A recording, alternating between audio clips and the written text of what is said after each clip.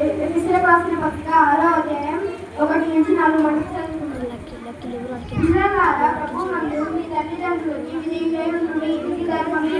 నీకు మేలు కలుగునట్లుగా నీ తండ్రిని తల్లిని సన్మానింపుము.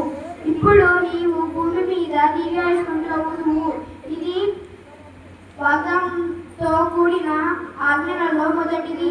తండ్రిలారా, మీ పిల్లలకు కోపము రేపక ప్రభు యొక్క శిక్షలోని బోధలోని వారిని పెంచుడి. 3వ వైపు పడడం సరే.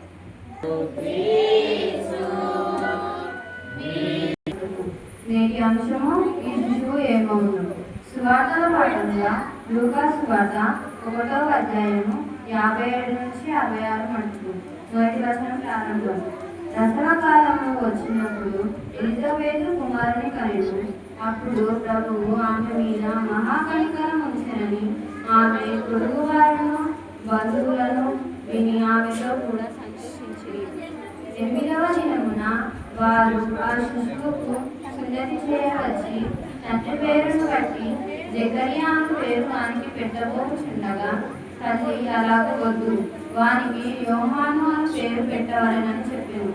అందుకు వారు ఈ బంధువులలో ఆ పేరు గలవాడు ఎప్పుడు లేడే అని ఆమెతో చెప్పి వానికి ఏ పేరు పెట్టబోచున్నావని వాని తండ్రికి సున్నతులు చేసి అడగగా అతడు రాతకలగ తెమ్మని వాని పేరు యెహోవా అని రాసెను. అందుకు వారందరూ ఆశ్చర్యపడింది. వెంటనే అతని నోరు తెరవబడి నాలుగా సడలి అతడు దేవుని స్తుతిస్తూ మాట్లాడసాగాను. అందును బట్టి వారి చుట్టుపక్కల కాపురమున్న వారందరికీ భయము కలిగేను. ఆ సంగతులన్నీ యూదయ కొండసీమల ఎదుట ప్రచురమయ్యాయి. ప్రభువు హస్తము అతనికి తోడై ఉండేను కనుక ఆ సంగతులను చూసి విన్నవారందరూ ఈ బిడ్డ ఎలాంటి వాడవును అని వాటిని మనసులో ఉంచుకొని ఇంతటితో 4వ బైబిల్ పాఠం సరి.